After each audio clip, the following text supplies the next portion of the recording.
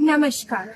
I am Priyanjana Ghosh, and today, on the behalf of Samvardhan Trust, I present to you all our brand new interview series, Parichay, where we interview people from the field of art, culture, and academia.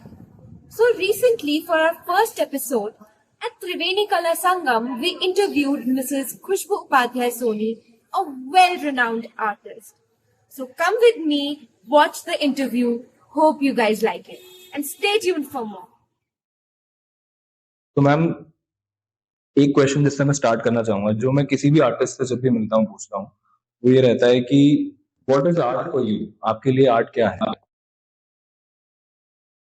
देखिए, सभी कलाकारों के लिए कला जो होती है अलग अलग उनका सोच कला के प्रति अलग अलग रहता है। इस कला के बारे में अपने अपने मत दिए, लेकिन इंडिविजुअली अगर मुझसे पूछा जाए तो मेरे लिए कला एक मेडिटेशन की तरह रहा, मेरे लिए कला एक गेम की तरह रहा, और मेरे लिए कला सिर्फ इन सब से हटके एक फ्रेंड की तरह रहा। एक ऐसा फ्रेंड जो जिससे मैं सब कुछ कह सकती हूँ, जहाँ कोई रिस्ट्रिक्शन नहीं है कि मैं कौन सी बात अपनी शेयर करूं और कौन सी ना करूं। You have been painting from your childhood. Yes. मेरे घर में एक अलग माहौल सा था, बड़े बातें होती थी और सब बहुत फ्रेंडली वे में रहा, लेकिन मैं थोड़ी अंतर्मुखी थी। मैं बहुत ज्यादा इन्वॉल्व नहीं रहती थी, क्योंकि मुझसे सब बड़े थे, मैं बहुत छोटी थी।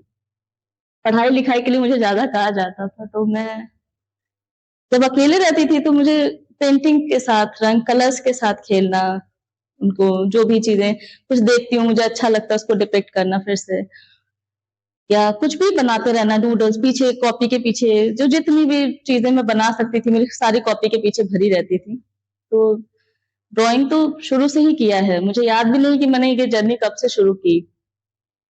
क्योंकि मैंने काफी जगहों पे, मेरे दोस्तों में, मेरे एक्सपीरियंस में, मैंने खुद ने ये ऑब्जर्व किया था कि आर्ट इन वन वे और द अदर किसी न किसी तरीके से it is always pass down to you, है ना? कि भले एग्जैक्ट फॉर्म में ना हो, बट वो जो कल्चर होता है आर्ट का, it is pass down in any family या एनी सर्कल।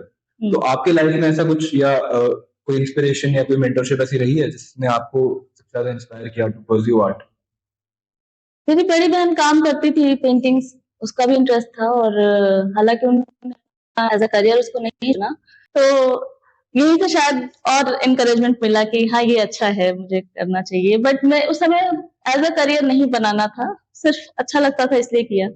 बाद में मेरे घर वालों ने ही सपोर्ट किया कि नहीं तुम अच्छा कर रहे हो, और काफी लोग मेरे एक इंसिडेंट था, मैं उसे शेयर कि एक बार क्या हुआ कि मैंने मधुबाला की पेंटिंग बनाई थी, पोर्ट्रेट बनाई थी, और कोई मीडियम का मुझे बहुत बहुत संज्ञान नहीं था, बहुत जानकारी नहीं थी। ये जो जेके पेपर होते हैं ना, उन्हीं को 2 पेपर जोड़ के मैंने मधुबाला तैयार की थी, और काफी टाइम, लेकिन बिल्कुल तब कमरे में बंद होकर बनाया, और मैंने सबको घर में दिखाया, बहुत अच्छा लगा।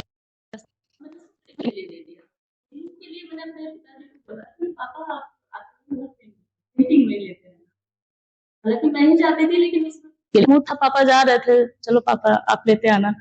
पापा के साथ उनके एक मित्र थे, मित्र कहिए गुरु थे, उन्होंने देखी तो मेरे पिताजी का नाम गोपाल जी था, और उन्होंने कहा कि गोपाल जी ये पेंटिंग आपके घर में नहीं जाएगी। उन्होंने कहा कि अरे बड़ी मेहनत से उसने बनाया, वो कई दिन तो मुझसे कह रही है कि लेते आना, और नहीं कहा आप उससे कह दीजिए कि दूसरी बनाए, और ले जा रहा हूँ। वो ले गए, और मैं बड़ी दुखी हुई, मैंने कहा ये क्या बात है, मैं तो बड़ी खुश थी कि मेरा कुछ फ्रेम, क्योंकि मैं उन दिनों फ्रेम तो कराती नहीं थी अपने वर्ष, तो मैं बड़ी खुश थी कि अच्छा ये तो बड़ी अच्छी बात हुई, ये फ्रेम में लगेगा, और किसी की पोर्ट्रेट फर्स्ट टाइम ऐसे मैंने बनाई थी, तो ये लगेगा बड़ा मजा आएगा।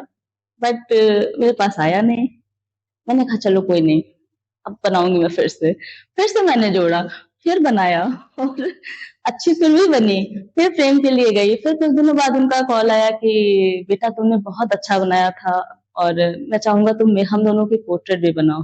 उन्होंने अपने पासपोर्ट साइज की छोटी छोटी दो पोर्ट्रेट दी और बहुत अप्रिशिएट किया मुझे और कहा बनाओ, उसको जोड़ के बनाना। मैंने कहा ठीक है, बनाते हैं। मेरा तो मजा था, मेरे लिए तो बड़े मजे वाली बात हो गई थी, कुछ नया पहला commission- एंजॉय करने का। हाँ, नहीं कमर्शियल नहीं, उन्होंने कुछ नहीं इसके लिए मतलब कहा नहीं। metaphorically इस तरीके से। हाँ जी, तो मैंने बनाया उसको और वो भी उनको बहुत पसंद आया। उन्होंने प्रॉपर बुला के मुझे मुझे 1,000 का पुरस्कार दिया और बहुत बहुत सम्मान दिया और उसके बाद उस पेंटिंग का भी मुझे रिवॉर्ड दिया जो मैंने उनको पोर्ट्रेट बनाया था। जो पिछला पोर्ट्रेट था उसके लिए रिवॉर्ड दिया और प्लस उसके पोर्ट्रेट का भी। और ये मेरे लिए बहुत बूस्ट करने वाला था कि अरे वाह, ये तो इतना मतलब लोग पसंद कर रहे हैं इस चीज को।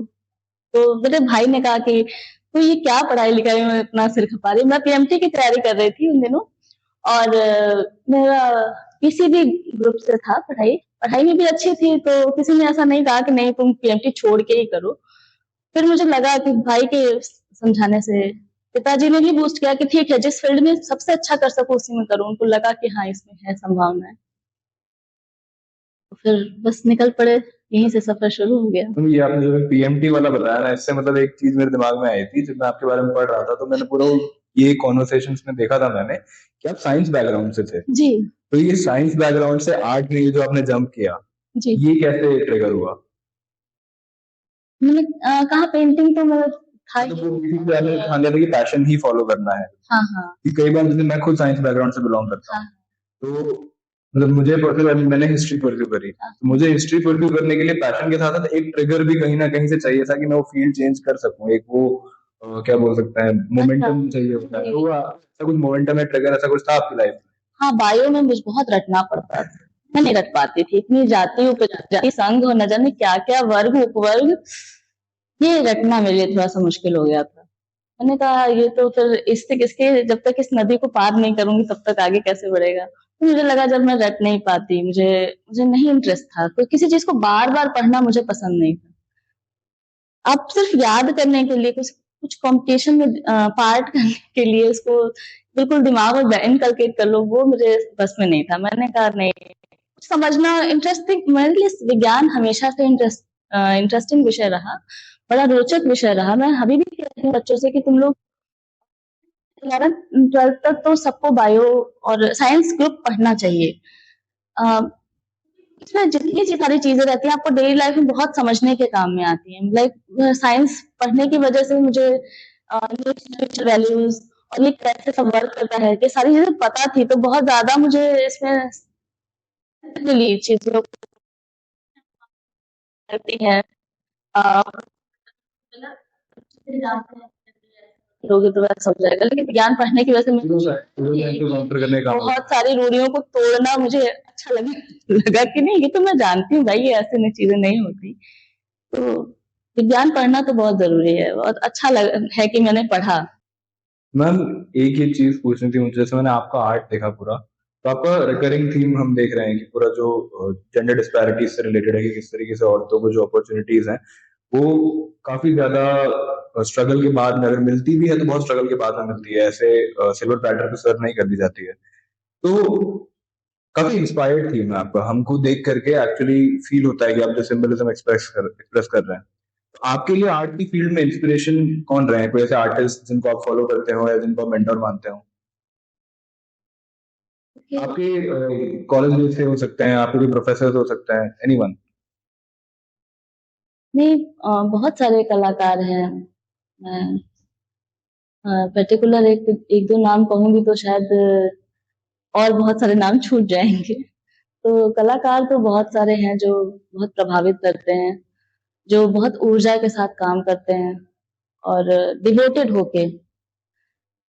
जैसे स्पेशली बहुत सभी वेल नोन आर्टिस्ट हैं। वैन गॉग को तो सब जानते हैं कि आज भी आप उनकी पेंटिंग्स देखेंगे, उसे अलग अलग 3D फॉर्म दिया जा रहा है, तो वो कितना एक्सप्रेशन, कितना उनका पेन उसमें दिख रहा है उनके ब्रश स्ट्रोक्स में। तो ये कभी जाता नहीं, उसमें इन्वॉल्व रहता है। और बहुत सारे अपने देश में भी बहुत सारे कलाकार हैं जो जिन्होंने बहुत पैशनेट होके काम किया है।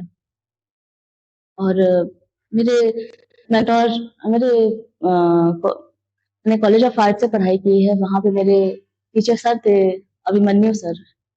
उन्होंने भी बहुत अच्छा गाइड किया है कि सारी चीजों को ओपनली देखो, दिमाग ओपन करके देखो। तो ये चीज मुझे जब रीस्टार्ट में कर रही थी तो मुझे बहुत इसका बेनिफिट मिला।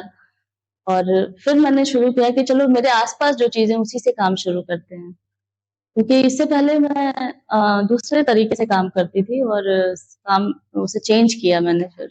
इससे पहले मैम क्या करते थे आप?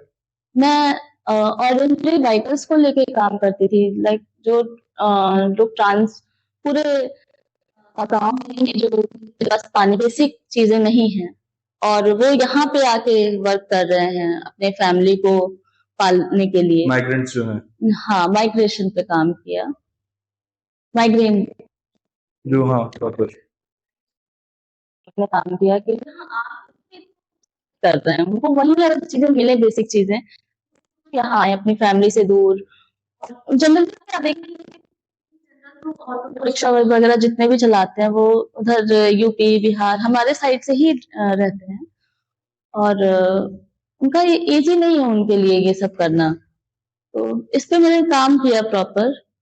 और उसके बाद फिर मैं थोड़ा शादी के बाद थोड़ा चीजें रहती हैं कि बच्चे हैं उनको देखना भी रहता है, तो उस टाइम फिर काम थोड़ा देर ब्रेक भी हुआ, सभी का जैसे होता है फीमेल्स का के साथ। तो उसके बाद फिर मैंने रिस्टार्ट किया, अपना फिर से काम किया। तो ये जो आपने भी पर्सनल एक्सपीरियंस शेयर किया था मैरिज से रिगार्डिंग एंड ऑल, तो जैसे आपका जो आर्ट है जिसमें आप बता रहे थे कि ये जो कन्फाइंस के बारे में, इनको ब्रेक करने के बारे में, जो आपने सिंबलिज्म बताया था अपना पूरा इस आर्ट में, तो ये फर्स्ट पर्सन पर्सपेक्टिव से यानी आपके पर्सनल एक्सपीरियंस से निकल करके इंस्पायर होकर के आया हुआ आर्ट है, या ये दूसरों की व्यथा को देख के उससे इंस्पायर हुआ हुआ आर्ट है? देखिए, शुरुआत तो मैंने पर्सनल एक्सपीरियंस से ही की थी, क्योंकि मेरे ही आसपास जो चीजें थी मैंने अपने सराउंडिंग को, अपने जो ऑब्जेक्ट थे उन्हीं को लेके काम किया। लेकिन बेसिकली एक रिसर्च वर्क जैसा ही है। मैंने और लोगों से भी बात की जब, तो लोग देखा मैंने बहुत सारे लोग ऐसे हैं जो शादी के बाद जॉब छोड़ देते हैं और वो कंटिन्यू बाद में कर भी नहीं पाते। बाद में आप क्या होता है, आप एक लेवल तक पहुंच जाते हैं किसी को काम करते करते। जो कंटिन्यू वर्क में रहते हैं उनका लेवल एक यहाँ तक अगर पहुंचा है और वो रुकने के बाद फिर वो डाउन हो जाता है। फिर से डाउन लेवल से शुरू करना ये इजी नहीं है। लाइक एक आर्टिस्ट ही थी मुझसे, मैं बात कर रही थी, मैं काम करती हूँ, करती थी पहले, लेकिन अब शुरू नहीं कर पा रही हूँ। मैंने कहा मुझे पता है आप क्यों नहीं शुरू कर पा रही हैं, क्योंकि आपको अब वैसा ही काम शुरुआत करनी जैसे आपका रुका था। स्टार्ट करना पड़ेगा। हाँ, लेकिन आपको वहां से नहीं मिलेगा, आपको फिर से स्टार्ट करनी पड़ेगी अपनी जर्नी और फिर से कुछ नया खोजना पड़ेगा। तो उन्होंने कहा हाँ, ये रीजन तो है। मैं जब काम करती हूँ तो मुझे लगता है नहीं कि वो अच्छा हुआ है, तो फिर मैं काम करने का मेरे अंदर मोटिवेशन ही नहीं आता कि अब फिर से काम करूं। तो ऐसे ही सबके साथ है, जो बाहर जॉब कर रही हैं उनका कॉन्फिडेंस लेवल खत्म हो जाता है घर में रहते रहते। तो फिर से आप जॉब करेंगे तो आपको कॉन्फिडेंस लेवल वो रहेगा ही नहीं, आप कैसे कर पाएंगे। चलो खड़े हैं, मॉडल डाउन हो जाएगा, नहीं अब कैसे शुरू करें, अब तो नहीं हो पाएगा। एक्सपेक्टेशंस भी आ जाती है सोसाइटी की, बहुत सारी बहुत सारी बहुत दिक्कतें होती हैं और वो इतना स्ट्रेस क्रिएट करता है फीमेल के माइंड में कि देखो, वो अभी आज ही की बात बताऊं मैं कि एक फीमेल है जो अपने 2 साल के बच्चे को छोड़ के यहाँ पे जॉब कर रही है दिल्ली टीजीटी में। तो उन्होंने कहा कि बहुत सब प्रेशर डाल रहे हैं कि छोड़ दो, इतने छोटे बच्चे को अपनी मम्मी के भरोसे छोड़ के जा रहे हो। तो मैंने कहा आप जॉब मत छोड़िएगा, ये अगर आप बस साल तो 1.5 साल की बात है, आपकी मदर के पास है तो लेकिन वो बहुत परेशान थी कि ये छोड़ना, सब प्रेशराइज कर रहे हैं और मैं फिर से काम करना चाहती हूँ। तो अभी वो काम कर रही हैं और एक 1.5 साल हो सकता है काम करें, उसके बाद फिर बच्चे जब स्कूल वगैरह जाने लगते हैं तो सबसे टाइम मिलने लगता है। लेकिन लोगों का ये कोऑपरेशन नहीं मिलता कि नहीं जा रहे हो, बहुत अच्छा कर रहे हो, जाओ करो, फिर से कोशिश करो। ये बहुत रेयर लोग ऐसे मिलते हैं। आई वॉज लकी कि मुझे ऐसे लोग मिले कि जिन्होंने कहा कि नहीं नहीं काम करो। ऐसे कम लोग मिलते हैं जिन्हें मिल जाते हैं वो आगे बढ़ जाते हैं।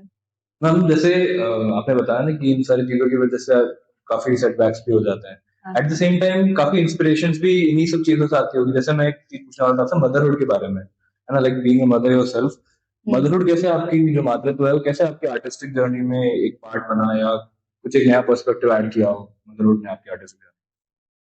देखिए, मैंने अपनी जर्नी को और भी लिया अपने काम में, तो इस जर्नी का पार्ट मदरहुड था ही, तो वो तो आना ही था। बिकॉज सब चीज आर्ट में क्या, आप सब सारा सोच के नहीं बना सकते। आप स्टार्ट करते हो और सब कुछ अपने आप निकलने लगता है। जैसे आप कविताएं लिखे हो अगर कभी या देखते हैं, तो कविताएं अपने आप लिखी जाती हैं। वो स्टार्ट करता है कभी, और जो जैसे मैंने फील किया, आप लिखेंगे और अपने आप सब चीजें हो जाती हैं। थोड़ा सा कॉन्शियसनेस चाहिए होता है, लेकिन पूरा नहीं। आप पूरे कॉन्शियस होंगे तो वो कविता नहीं बन पाएगी। अंदर से आने तो लगेगा हाँ, basically। आर्ट वर्क के साथ है कि मैं अगर पूरी तरह से कॉन्शियस हो जाऊं तो शायद ये चीजें बन ही ना पाती। थोड़ा सा छोड़ना पड़ता है खुद को, फ्री छोड़ना। ये खुद को फ्री छोड़ना ही तो जरूरी है। फ्रीडम चाहिए होती है आर्टिस्टिक फ्रीडम के लिए, उसके बिना नहीं चाहिए हो पाएगा होती है। बाहर ये से भी सोचना आपको ही नहीं कि कोई क्या कहेगा, ये क्या बनेगा, किसी को दिखाना नहीं है। हमें खुद समझना है कि हम क्या चाहते हैं। रंगों के साथ जब मैंने जब अपनी जर्नी शुरू की थी बचपन में, तो क्या मैं किसी को दिखाने के लिए कर रही थी? मैं तब भी एक्सप्रेस कर रही थी खुद को। तो बच्चों की तरफ आर्ट में काम करिए ना, कि फ्री रखिए खुद को। बाद में आपका सेंस, आपका आपका स्टडी काम में आता है कि हाँ, उन सारी चीजों को कैसे आप एस्थेटिक सेंस दें। शुरुआत तो आपको फ्रीली करना पड़ता है। तो हम जैसे ये मैं सवाल इसलिए किया था, ये एक बहुत खूबसूरत सी पेंटिंग थी आपकी मदरहुड के ऊपर, ये जो थी, जी। है ना? तो जी। इसमें मतलब हमारा एक सवाल था, टीम वालों ने भी ये सवाल किया था कि ये पिंजरा जो पीछे खुला हुआ है, जी। इसका क्या सिग्निफिकेंस था? मदरहुड ये सिजेरियन के बाद का पार्ट, लाइक बेबी हो जाने के बाद वो जो रिलैक्स फील करती है, आप बेबी रहता है, आप बहुत, वो बहुत एक ऐसा आता है जो बहुत भारी हो जाता है। आप नहीं हर जगह जा सकते, यू कैंट मूव फ्रीली। तो उसके होने के बाद जो फ्रीडम मिलती है, आप बच्चे को लेके रह सकते हैं इजिली कहीं पे भी। तो बस इसीलिए वो पिंजरा खोल दिया था मैंने, बहुत इंटरेस्टिंग लगा था इसमें हम लोगों को। कि आप इमोशनली तो कनेक्टेड हैं, लेकिन आप फ्री हैं अभी। हम एक चीज ये दिमाग में आ रही थी पूरे टाइम जब हम इसको देख रहे थे कि जो पंछी हैं, एक जी। रिकरिंग थीम है आपकी पेंटिंग्स में, है ना? जी। जिसको आपने फ्रीडम को दिखाने के लिए, वुमेन की एस्पिरेशंस को दिखाने के लिए यूज किया है। तो आपने ये पक्षियों को ही क्यों यूज किया है? कोई और मीडियम क्या? I love birds. बहुत बर्ड्स, मुझे बर्ड्स, मैं जब छोटी थी, मेरा घर थोड़ा-सा पुराने आर्किटेक्चर का था, लाइक वो बांस के छतें थी, और उस छत पे हमेशा एक घोंसला बना रहता था। तो उस घोंसले में अब 100 चिड़िया, बर्ड्स कपल रहते थे, और उसमें से चूजे कई बार गिर भी जाते थे नीचे, या फिर वो कभी बड़े हो जाते थे तो उनको खुद ही चिड़िया निकाल देती थी। ये मेरे बचपन से मैं कनेक्टेड थी इन सब से, कि बर्ड्स जानती हैं कि कब उनके बच्चों को फ्रीडम दे देनी चाहिए, लेकिन इंसान नहीं जानता। एक छोटी सी बर्ड, उसे कितना छोटा सा ब्रेन होगा, लेकिन वो जानती है कि अब सही समय आ गया, इसको निकालो, वरना इसके पंख कमजोर हो जाएंगे।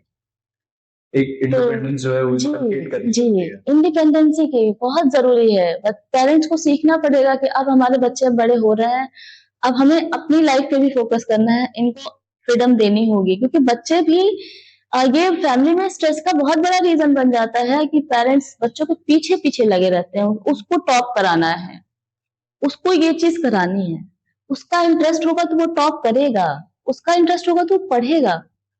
आपको उसको कराने की जरूरत नहीं है। क्या क्लास में सारे बच्चे टॉप कर सकते हैं? सारे बच्चे इक्वली? लेकिन प्रेशर इक्वली सब झेल रहे हैं।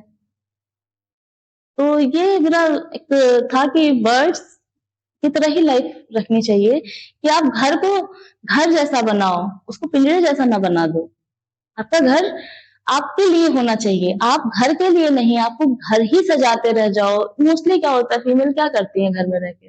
डस्टिंग करती रहेंगी, कुछ ना कुछ साफ करती रहेंगी, कहीं छोटे से डिजाइन आ जाए। इवन कई बार फीमेल को मैंने देखा है जो जाला भी बर्दाश्त नहीं कर पाती, कि अरे ये मैं तो बहुत सफाई से रहती हूँ, मुझे छोटा सा जाला भी नहीं होना चाहिए। बिल्कुल साफ होना चाहिए, बिल्कुल साफ। इट्स अ हाउस, नॉट तो बहुत यूनिक लगा था हमें ये जब हमने देखा कि पेंटिंग में पिंजरा भी है, जी औरत भी है और पक्षी भी है। हाँ और पिंजरे में औरत है, और पक्षी बहुत सफाई से भी रहता है, एक बात और भी है।